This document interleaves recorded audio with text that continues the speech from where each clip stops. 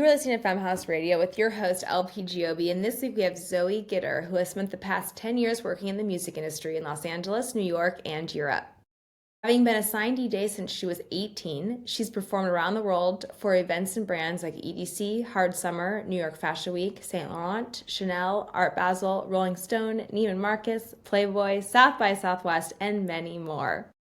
In 2023, Zoe started her own party series called Gag with fellow DJ Alex Chapman in Los Angeles, and since then she's had headliners and guests such as Charlie XCX, Skrillex, Tavlo, Troye Sivan, Kim Petras, and Tanashi, to name a few. Her parties have garnered huge success in only a year and a half, selling thousands of tickets. Last year, Zoe opened up for Charlie XCX on her Party Girl tour and opened for the Charlie XCX Boiler Room at Amnesia in Ibiza. Welcome to Femhouse Radio, Zoe. It is a pleasure to have you. Thank you. I'm so happy to be here. So first question I obviously have to ask is, how did you get connected to Charlie XCX? And what was that Boiler Room in Amnesia like? Which I feel like was the first time I saw her, like, big sort of resurgence. Yeah. So I grew up in LA. I went to college in New York, and during the pandemic, I had to move home. So I was living out of my parents' house again. I was like, what am I going to do with my life? I went to get a music business degree in New York, and there were no events. Like, obviously the music industry was like semi non-existent. And I was like, who would be a dream artist to work for? If I'm going to be home, if I'm going to live in a city that I genuinely never thought I would live in again, who would that be? And it was Charlie. By the grace of God, I was at like a COVID safe gathering and I overheard someone say, I just applied to be Charlie XCX's assistant. I hope I get it. And I overheard it. And a friend of mine, Imogene, is Charlie's creative. And I texted her and I was like, is this true? That like there's an opening on the team? And she was like, oh my God, yeah, like I can't believe I didn't think of you. Like I'll pass you along. And yeah. And then yeah, the next week I like went in for the interview and then yeah, I became her assistant. So that was like 3 years ago now, I think, which is crazy. Holy shit. So was she planning the Brat campaign and everything? No, this was the record before. Oh my God. Wait, what? She's in two records in this in just 3 years? The fuck? Yeah, Crash was the album that I was there for. And then I was working on Project Gold, which is like the management company that her managers own. And then there are two other artists. So I was like learning to be a day-to-day for those two other Cool. people. And then I Who are was your trying artists? Elio and this girl Dane at the time. Now they have Kelly Lee Owens and a few other I women. love Kelly. I love Kelly. She's amazing. But yeah, that's how it started. Okay, so but you weren't DJing at this time. So how did you become a DJ? Well, I've actually been DJing for almost 10 years, or I guess 10 years now. Yeah, I started in high school and I started with my best friend. I feel like at the time, there were very few, I could count on one hand, the iconic female DJs that were like actively working and making money. It was just a sea of men and like Peggy Gou, Honey Dijon, Charlotte DeWitt, like kind of that was Yeah, it. maybe there's three. Yeah. Yeah, yeah. Alice Wonderland, Yeah, Alice yeah, in Wonderland, yeah. right? Um, and so I was like, I have good taste. I'm like, I think I'm cooler than all these stupid boys. So I taught myself to DJ. And then through college, funny enough, I lived in this like crazy building in Chinatown, and the woman that lived upstairs above me was starting an all-female DJ agency. And we What was like, her name? her name's Beck Adams. I think I've met her. Yes. Yeah, yeah, she has this agency called Le Fee. Yes. Yeah. Whoa. Small Yeah, world. so I moved to New York when I was 17 and she signed me when I was 18 because we like met on the stairs in my building. And then I DJ'd all through college. I worked in some A&R jobs and I worked in the industry, but then I was like I'm making great money and I'm developing as an artist and yeah, so I was a DJ my whole all through college and then I moved to Berlin to finish school and and I had like the best time there and I was gigging around Europe and I was like, I guess I was 21 and like things were starting to happen. I DJ'd CFDA awards in Paris I think I was 20 and I was like starting my career was like just starting Um, and then yeah, the pandemic happened. So I didn't start in like nightlife proper until GAG. Like I played a bunch of parties naturally, but I had nothing like under my name. But yeah, I've been Tell us doing about it for a GAG. while. What, first of all, what does it stand for something, or is it, or tell, yeah, Well, how did it start? like yes, it stands for girl and gay, Oh my God. which is Alex and I, obviously. I love this. Yeah. But we also were like, when we were thinking of the name, I was like, we need something sexy that's like one word, you know? Yes. And for a second it was gonna be juice, which like is felt a little bit too like gross. But we were like, okay, juice. What can we, how could we, be in that lane? And Alex was like, well, what about gag? And I was like, that's a little too like on the nose for a queer Yeah. party. But then we like sat with it and we were like, all right, shit, it's gag. And then he was like, oh my God, and it also stands for girl and gay. And I was like, okay, that's us. How did you meet Alex? I met, do you know what stud country is? No. It is queer line dancing. Yeah, I used to go every week religiously. Like, I would move trips around so that I made sure I was home on Monday nights to go to stud country. I was obsessed. Stud And country. You are blowing my fucking mind right now, Zoe. Okay, it, keep going. it's the like it was like peak LA experience for me. In the beginning, it was at Plaza, which is in West Hollywood, and it was during the pandemic, and it was like probably 50 of us that were like coming every week, and then it just slowly started to build because Like, nothing. is it literally line dancing, but just with gay people? Or Yeah, like, is it different? no, it's like country line dancing. You're two-stepping, you're showing up in country attire, and you're doing the thing. Yeah, and I loved it. And everyone who was like a diehard first gen loved it too. And yeah, and then I just started seeing Alex around, and I was a fan of his from TikTok because he, made a bunch of amazing like edits and mashups and stuff, and I used to like download illegally like all of his shit from SoundCloud and play it during my sets. And again, Imogene, same person. She used to go to Stud, and I used to be like, "Can you introduce me to Alex? Like, I'm a fan." And she was like, "Yeah, of course." And then she made this like offhanded comment when she introduced us and was like, "You guys, like, Zoe's an amazing DJ. Like, you guys have to play together." And Alex was like, "Hey, babe, like, yeah, for sure, like, whatever." And then it was my friend. Do you know Blue to Tiger, the like Yeah, yeah, bassist? I love her. Yeah, so she's my best friend from college, and it was her birthday, like the next weekend, and she wanted me to DJ. It was like Genghis Cohen, and I like was like, you know what, I'm gonna text Alex, see if he wants to do it with me. And I asked, and he was like, sure, babe, like I'm down. And that was our first B2B. We never spent any time together. We barely knew each other, and then that night was like explode. There was like 400 people around the block. Every single surface, there was a body on it. Like we just crushed. We like burned the fucking house down. And we were like, "Who are you? Like what just happened? How did our like libraries just sync so well?" Like it was instant. We were very aware that like because like randomly going B2B with someone you No, do that is not. actually fucking insane.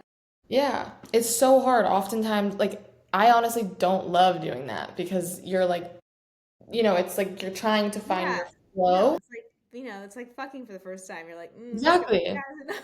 You're I fumbling can't believe around, that. and What kind Alex of and music did you play? I play a lot of like techno house edits of things, and I'm a Okay. lot more like at the time and I still am like a lot more like club heavy. I just lived in Berlin for a year, so I was a lot more like industrial underground, but like I love tech house and techno. And Alex plays at the time even more so like gay pop edits. And I think that's like what my set was missing because I, came from living in New York and in Europe, and I was bringing that to LA, and I think everyone was like, this is too heavy for LA. Like, you got to be DJing in like a basement in downtown, otherwise we like don't get this. And Alex brought this like lightness that I used to kind of like be like, I don't play Beyonce Yeah, edits. yeah, totally, totally. Yeah. But he like totally blew my mind with like there's a balance. And I just finished the Mark Ronson book. Did you read Night People? No. Oh, you have to read it. Really? Oh my God, it's amazing. It's amazing. It's Really? about it's a memoir about his life, but about 90s New York, about how he started as a DJ, his career as a DJ, and all of like the amazing stories of just nightlife and like the people that Okay. were coming in and out, and how he developed as an artist. And I've Wow. been I've never read anyone articulate the magic of being a DJ and like why I love it so much better than him, ever. Okay, well, I gotta read this shit. I'm You like, really have I'm, to I'm read really it. writing down so many things you're saying right now. It's blowing, it's blowing my Oh, mind. good, good, good. No, you have to read it though because it it even the way that I'm DJing post reading the book, I'm just like falling in love with it again. But I mention it because it made me when Alex and I started playing together, it started to break down like what important moments there are and factors there are to like a perfect set, right? Like you can have your deep cuts, you can, flex your musical knowledge, and yet like people want to hear something that they know and Dude, like how so they good. want to be able to sing, they want the iconic lines that everybody in the world knows that's been remixed 1,000 times. Yet like how do you make that your own? How do you time that for like peak night? How like it just like introduced like a like seriousness and yet a playfulness about like performance that I didn't have the courage to explore because I'm actually naturally like a very shy person. No. Yeah, I used to play in jazz band in high school and I used to turn my guitar amp off for my performances because I was so terrified to perform. Are you serious? Well, for Yeah. somebody who was terrified to perform or was shy, you have certainly done a lot in the public space. That's Yeah. incredible. But, I think I needed a partner. I needed someone that like could make me feel a bit safer up there. Yeah, And, that's fucking you know, awesome. yeah, that's So tell really us Alex's end. what is next for you and Gag and Alex and what do you guys have going on? Yeah, so we're making music. We have an EP, which is exciting. Again, What? How are you releasing it? we're figuring that out right now. We're in the process of, Okay, I'm gonna when I hit stop and recording, I'm gonna offline with you about this. yeah, please. Yeah, we're figuring that out right now. And yeah, so this year, I mean, all the years of GAG have been a giant experiment, but this year we were like, let's tour it and see what happens. We don't have any music. Like our offering is that like we're putting on a show and you don't know who's going to show up, you know? And so we toured twice this year under a headlining thing, which was like big learning experience. It was amazing. We sold out a bunch of different shows. I think we sold like 7,000 tickets or something. And like we have no music. So That is it's fucking insane. yeah. Yeah. We're selling our like Do you DJ have an set. agent? We do. Yeah. We do. Thank God. Who's your agent? We're with CAA. Oh, Yeah. wow, that's also Sydney, we really love impressive.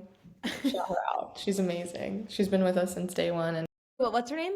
Sydney Weltman, Sydney. We love you, Sydney. Okay, she's great. amazing. She's seen the vision from day one and really advocated for us. So love her. So you're closing out the shows, but you're inviting your friends who are all cool, awesome artists and DJs and stuff to join you. Yeah, I think like what kind of made Gag so popular, one of the reasons is like we were seeing it, I think if you look at, if you study like the Brat tour and like all the marketing promotion and everything, the ideology around Brat was that it extended past the music industry, right? Like she was bringing in the it girl as like a cultural focal point for so much more now. Like the influencer is the A-list celebrity and the multi-hyphenate influencer the world just like extends so much past the like microcosm of the music industry. So essentially Gag was becoming that, right? Like we were having hosts be like a famous blah blah blah person or whatever in tandem with the fashion designer, in tandem with the really cool DJ, in tandem with the amazing drag queen. Like we were just kind of like cherry picking these like cultural um, real like powerhouses, and I think that's what worked. People were like, This. "That's so cool! I get to like go to the bar and there's like it feels old school in the sense where like what partying used to be. You used to Yeah, yeah, yeah. in a Should room read with Mark so Nelson's many. book. I need to read that. Yeah. Oh, Okay, final question. I mean, it seems like you've already done your dream lineup quite possibly, but I ask everybody this. What is your dream lineup? Who would you book alongside yourself at gag. for like to play? Yeah, I guess for gag, for a full night of gag, where you could have anybody. Damn. I will say that we met one of that, like Skrillex played at our London show, How the which fuck was did like, that happen? it was a surprise B2B. He just like pulled up. It was with Danny Harl. They were like in studio because they're making an album together, and we'd been in chats with Danny's team about having Danny come.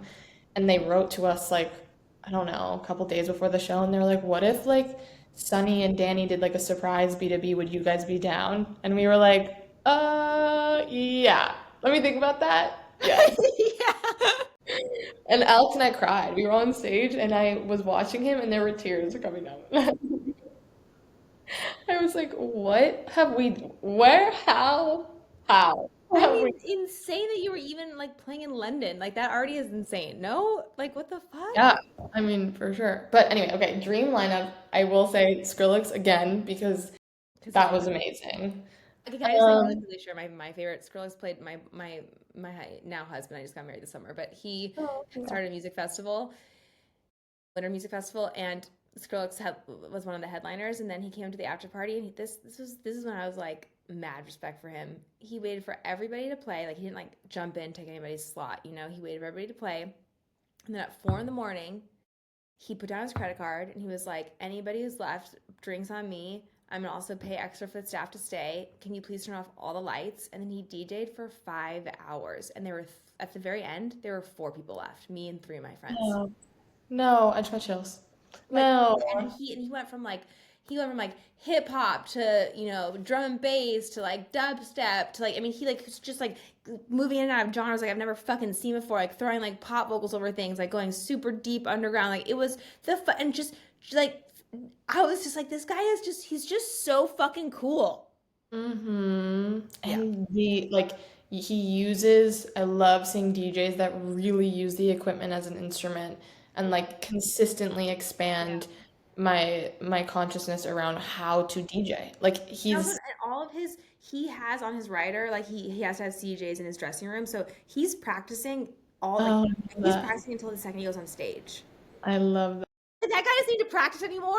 That's crazy. Right. Wow. Okay. Yeah, that's amazing. Who I else? love that. Honey Dijon. Yeah. I'm a forever fan. I've actually never seen her play, which is crazy. I know I've never seen her play. I flew to Ibiza to see her at DC-10 and her flight got canceled and she couldn't come. And it's like every time I'm supposed to see her, it just like something occurs. Well, so it seems like maybe you're just to first see her at a gag party. Period. I'm down with that. I am down with that. Um, Honey, I want to get Daft Punk back together Yeah, for a DJ set. you were living a dream. See, when I asked them this, they're like, nobody has actually said that. Why hasn't anybody said that? It's a great Yeah, fucking answer. let's get them back together. I'm pretty sure they did something recently. They did, well, one of them did something with Fred again. Yep, I saw that. So cool. I'm a really big fan of all the Live from Earth people. Who? I love what they Do you know the collective Live from Earth? No. Tell me You gotta more. check God them. damn it. They're out of Berlin, and in my opinion, they're the coolest, like, emerging DJ collective out of Europe. They have DJ Gigala or Gigala. They have MCRT, Brutalismus 3000, Fuckers. They just have a lot of very Dylan Brady. Okay. Um, they're just really, really inspiring, and I think I really want to do like a lot of work with them in the future. I'm also a huge Marlon fan. We just toured with him a little bit. Um, and I want him on our Yeah, lineup yeah. Okay, well, for this sure. is a sick party. I'd go to that. Yeah, right. Wow, damn. Surprise Daft Punk said Honey Dijon. Skrillex. I love this. Wow, I'll be there. That's Yeah. good.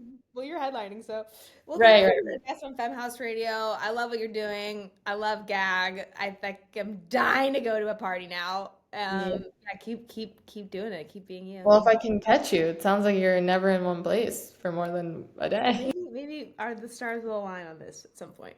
Yeah, I'd love that.